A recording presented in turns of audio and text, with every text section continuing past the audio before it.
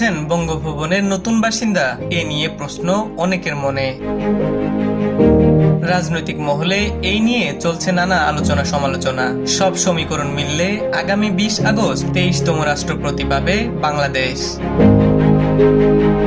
শাহাবুদ্দিনের পদত্যাগের পর রাষ্ট্রপতি হওয়ার তালিকায় বিএনপির কয়েকজন সিনিয়র নেতার নাম আসে, যা নিয়ে আলোচনা হয় বিএনপির সর্বোচ্চ নীতি নির্ধারণী ফোরামেও। দলটির একাধিক সূত্র মতে রাষ্ট্রপতি পদে বিএনপির প্রথম পছন্দ মির্জা ফখরুল ইসলাম আলমগীর। দলীয় ফোরামে চূড়ান্ত হয়েছে তার নাম। সংসদে বিএনপির 2/3 সংখ্যাগরিষ্ঠতা থাকায় বাকি রয়েছে শুধুই আনুষ্ঠানিকতা।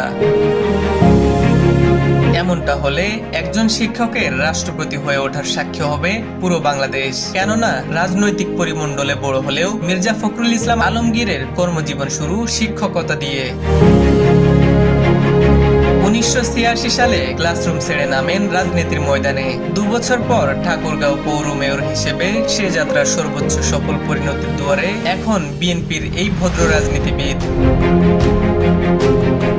40 বছরের রাজনীতির দীর্ঘ পথে 4 বার সংসদ সদস্য, একাধিকবার মন্ত্রীর দায়িত্ব পালন করেছেন মির্জা ফখরুল ইসলাম আলমগীর। 15 বছর ধরে মহাসচিব হিসেবে বিএনপির হাল ধরে রাখা মির্জা ফখরুলের সবচেয়ে কঠিন সময় কেটেছে শেখ হাসিনার শাসনামলে। 11 বার জেল খাটতে হয়েছে গায়ে দুর্নীতির আঁচ না লাগা এই রাজনীতিবিদকে।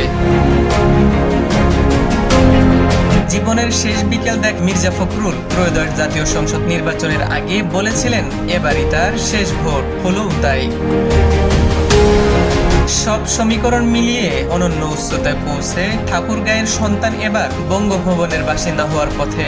আমরা বাংলাদেশে সত্যিকার অর্থে এটা নতুন বাংলাদেশ তৈরি করব। হিমুর Rahman, news Bangla .news, Dhaka multimedia.